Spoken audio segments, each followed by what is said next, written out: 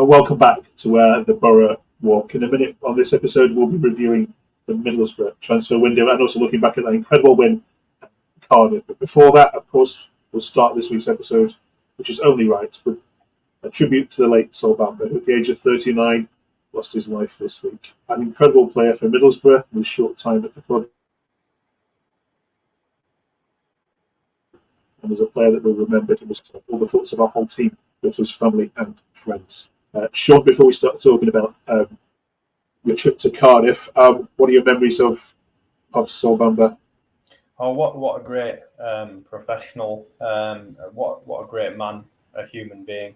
I think it's fair to say, when he was brought in, there was a few question marks, given that he was probably in the twilight years of his career. But he really did step into that Neil Warnock team and help in many ways with those around him, with his professionalism, the way he conducted himself. And I think most fans will never forget that touch map when he came on in the cup against Man United and strutted up as though he was playing in the park and absolutely buried a penalty in the bottom corner nonchalantly and just walked off. What a moment. That touch map was tweeted out pretty soon, I think, by most Middlesbrough fans. And it's an incredible piece. Rest in peace, Sol Bamba. Please do comment below that your memories of him. Welcome to the Boro Walk. This is the quickest and most comprehensive review of all things Middlesbrough on the internet. You're very welcome. Let's talk about Cardiff and let's talk transfer window.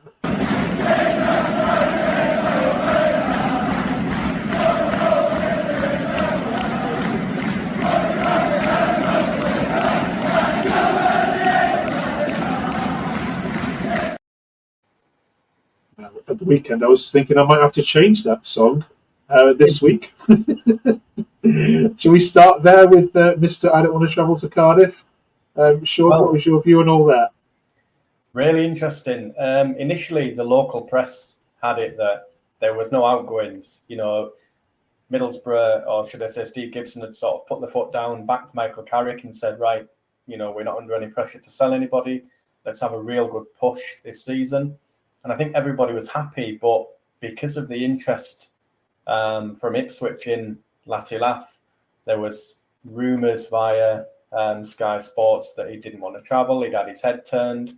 I think, in fairness to the forward, subsequently we've heard from Michael Carrick, whether he's just trying to dampen down the flames, I don't know. But he said, if anything, it was the management team who said, take a breather, stop at the training ground, get your head straight, and we're led to believe that it was actually Latilaf who phoned up and said, I want to join the squad, I want to be part of the team, I love it here, I love playing for you. So yeah, no complaints from me. Listen, players, it's the pinnacle of anyone's career to get into the top tier and play in such a global league like that. So you can't blame somebody wanting to better themselves. And I don't think we're going to see any lack of application as a consequence. I think he'll get his head down, and I hope that'll fuel his fire even more. And hopefully, it's the red shirt that he's played in the Premier League. Absolutely. Storm in a teacup. Then we move on. Okay, let's take a stock check then and look at your transfer window. Let's talk about it financially first of all, if that's all right. Then, if we look at the spendings versus all the other clubs, so you are the fifth highest spenders. Now, God, no surprise to you, I'm sure. Gibson has always supported financially where the club can. I suppose the most alarming question I have as someone who's not following Middlesbrough in day out of years, if you look at the income column and we look at the balance sheets for each club, you can see there Leeds' balance is 133 million euros. Middlesbrough right at the top there, negative 70 million. So there's two questions there. One, why aren't Middlesbrough attracting transfer fees for players outgoing? I mean, there might be something to add to that, given the late dealings on Friday. And two, does that not intensify the pressure on Carrick this season? This is a do or die season, like we've mentioned before. Yeah, I think there's two ways of answering. The first part of it, I think we have to broaden that sort of view a little bit over the last 3 or 4 years. Each year we have sold a player for a decent amount, even going back to the likes of Jed Spence, Marcus Tavernier, Chuba Akpom. So each season we've probably laid out, up until this summer, laid out modest amounts for players, younger players, and we've sold we've made a marquee sale ourselves. And I think at this point, Michael Carrick's had a couple of seasons in charge, and I think he's sort of saying, okay, we're not going to do what we did last season and have bring in wholesale players, maybe 8 to 10 new faces. You've got a core squad now. We don't have to sell them. Keep them together and let's have a real big push. I do agree with you that this season, it won't necessarily be do or die, but there'll be very few excuses. And I think Michael Carrick understands that. He's been backed well for a club that hasn't been in the Premier League for 7 or 8 seasons. So there'll be no excuses. And I think this season, as we mentioned before, I think Carrick has spoken and been transparent about what the aim is. There's been no sort of hiding from it or evading the question. I think everybody within the club, outside the club, fans, I think everyone knows that this is the season that they're really gearing up for it. Okay, let's have a look, shall we, at the names then involved with all those numbers. Then Tommy Conway was the biggest outlay after Hamilton, of course. Aidan Morris would have come on to in a minute because, wow, what a performance in Wales. Bergson and Huddersfield and Borges were the only 5 players you spent money on. Those were looking at those players now, were those the areas which you would have said, in May, we must address these areas? Yeah, I think so.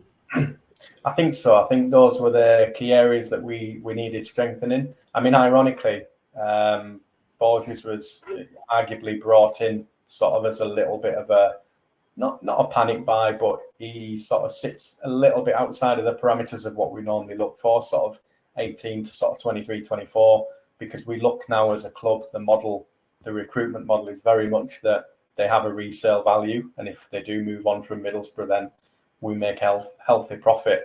Ironically, I think some of the positions like centre-back, where we thought we were well stocked with 4 very sort of first team players, that they've all become injured. So we've again dipped into the market for, I think, Edmondson from Ipswich. So ironically, we've nailed the positions that we wanted to improve upon. We strengthened a bit in attack with Tommy Conway, and I think Micah Hamilton will be a shrewd one once he gets going. But yeah, it's been the positions where we thought we were well stocked that we found wanting a little bit. But overall, very happy with what's come in. Okay. And then finally, before we ask you for your grading, and if you're a Middlesbrough fan watching this, please put your grading out of 10 in the comments before Sean gives you his. We have to look at the departures, of course, as well. Are there any transfer windows success also has to be looked at the players that move on, the players that are, out of contract or, wage demands, move them on. But these, I mean, like we said before, there's no money coming in from these. But did you think there are any of these that the club might have done a bit more to keep or offered better terms on? Are you surprised any? Not really. I mean, as a player, Josh Coburn got his goal at the weekend, for example. Yeah, I'm delighted for Josh because I think it's difficult because do Boro fans want Josh Coburn to stop and do well at Middlesbrough? Yes, I think they do. Does he play many games in a team that is aspiring to get into the Premier League? I'm not sure he's there. So it's one of those that he's a local lad, and of course we want him to come on. But I'm delighted for him to get Championship football and first team football. And of course he's now teamed up with another ex-Boro player in Watmore who's started really well. Sonny Finch, really pleased. He'll get some, if you like, sort of more senior football under his belt. It might not be listed there, but the AJ Bridge was an interesting one who I believe went to Norwich on a permanent. So yeah, it'll be interesting to see how he develops. The other thing that I wanted to ask you about is that Carrick has so far, and I've lost count of the number of players that he's given league debuts to from the academy. Nathan Simpson was brought on in the dying embers of the Cardiff game. He's always been one, hasn't he, to about youth. How happy are you to see that even though you are, you've got big priorities this season, he isn't forgetting that you've got an academy system there, which it maybe need to be called on from time to time this season. I think that's a huge element of why Michael Carrick at Middlesbrough really works, because Kieran Scott came in as our head of recruitment, and they wanted somebody. They wanted to move away from your Warnocks and your Wilders, who they want the whole say over the whole club and who comes in and who goes out. Michael Carrick, I always get the feeling he really just enjoys working with young players on the pitch and developing them. And that is his sort of bread and butter. Of course, him and Jonathan Woodgate will have an input and some say on who comes through the door, but by and large, they leave that to other people and they just want to work with young players. And the amount of players that Carrick is bringing through the academy, and he does it in a clever way. It's like a gradual. He brings one in for a few times in the training sessions. They're on the fringes. They might get, a few minutes here and there. And he tries to involve as many as he can. Yeah, really smart. Potentially, then we might be seeing a few more pounds on next year's graph when we look at it for players going out. Let's have a look at some takes on the game at Cardiff. Then I don't want to spend too long on this because, of course, it wasn't a real test. But nice to see that a player which we criticised on here 2 weeks ago getting some plaudits. Finazaz was absolutely unplayable there today. What a boy. Clark is the best centre-back in the world.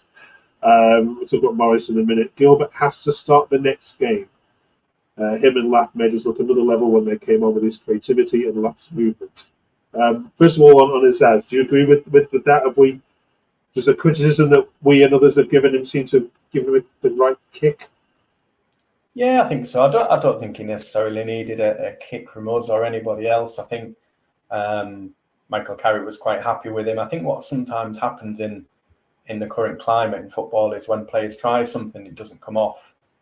It sort of gives us free rein to just get on social media and absolutely hammer them because they've tried something, they've lost the ball or whatever. But if you're going to be that creative outlet and you're going to play in the hole, and it won't always come off. But I love the drive that he's got. Azaz always seems to me is one of them players on the pitch that is desperate to win. He keeps going and knocking on the door, and that's fine by me. But to just come on to the element about Alex Gilbert as well. Love Alex Gilbert. And again, he's a player that I think Carrick has done really well with. We brought him from Brentford B last season, and he didn't just throw him in for the sake of, he's a new player and he's going to be X, Y, and Z. He's had to wait and be patient and show that he's ready to take that next step up. But he's a very intelligent player, and I feel like him and Azaz would really click in that maybe left-hand side of number 10. They could sort of exchange and stuff. And then, more on Morris here. I'll read the last one. Hackney and Morris were instruments today. We were absolutely terrible in the final third, but a win's a win. Jones needs a rocket, etc., etc., etc. Morris has come from a Columbus Crew. The amount of American tweets that were on the Middlesbrough page was incredible. I'll be honest, I never even heard of him, obviously, when you signed him, but crikey, that was some performance. Oh, it was unbelievable. And to be fair, like you just said, I knew very little about the lad, to be fair. And there's always that risk element of someone playing well in the US League, or even, dare I say, sometimes the Dutch League. You don't really know how that's going to transfer into the Championship. It's such a unique, and the tempo and everything. But I loved his courage on the ball. And I don't just mean he's a stocky, robust lad. He's good in the tackle, but the courage on the ball to break the lines with his passes. Him and Hackney have started playing together really well in tandem, and I really didn't think it would click, so quickly. I actually thought he would be cover for Johnny Howson, who we've got to protect a little bit more as his career goes on. But with Johnny Howson being out, Aiden's played every game in his absence, and I think he's better for it. Well done against Cardiff. Up next then is Preston. And then a bit of a blockbuster game in 3 weeks' time against Sunderland. Now they've already reminded me that you won there 4-0 last year. That's so dodgy. red card, so they're after revenge. How many points out the next two? Preston and Sunderland, would you be happy with? Oh, I'd love us to get 6. Whether that's realistic or not, I know we're away to Sunderland. They've had a great start. I thought they might struggle a bit more than they have done, Sunderland, but I'm being proved wrong currently. So let's see. I didn't think they had enough of a focal point up front. It'll be interesting to see if the performances dry up a little bit and whether they've got the squad that some of the other teams have got in that division. But yeah, I can't wait. I mean, Preston have been pretty poor so far, but I remember last season Preston looking absolutely dire, and somehow we came out of 90 minutes and got beat. I don't know what happened, but you have those games where your opposition look awful and somehow you still come away with a defeat. So who knows in this league? There are no easy ones, certainly. Well, we're going to give you 2 weeks off now, Sean, for talking about Boro. We'll see you on the other side of the Preston game. Thank you all for watching. Do comment below on what you thought of the Boro transfer window. It'll be really interesting to read some of your comments. We'll read some of those out in 2 weeks' time. Thank you all for watching. Cheers, Sean. Thank you.